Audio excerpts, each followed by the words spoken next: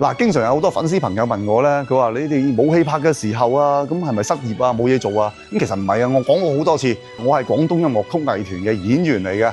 咁雖然咧，我就唔係唱曲嘅，但係咧，咁作為一個粵語相聲嘅演員咧，我都要為廣東音樂嘅發展出一分力量啊嘛。所以今日我嚟到呢一度，廣州市振興粵劇基金會啊，嗱呢度時不時咧都會有人喺度開司儀火局嘅，今日入去睇下。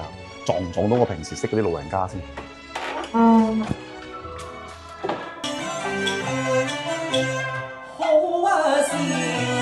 咁其實呢一班所謂嘅老人家咧，都係我共事咗好多年嘅同事或者係朋友啊。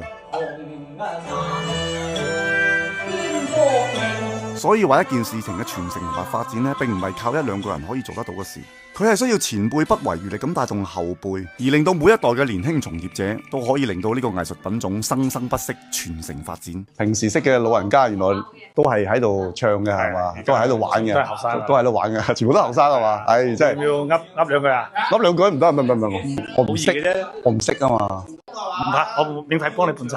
免費伴奏，哎呀！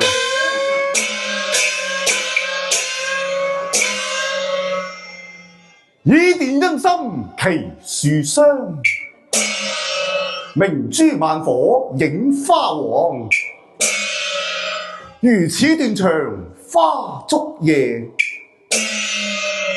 不需樂隊伴身旁。解散。喺度祝我哋嘅廣東音樂、廣東曲藝同埋廣府相聲都可以源遠流長。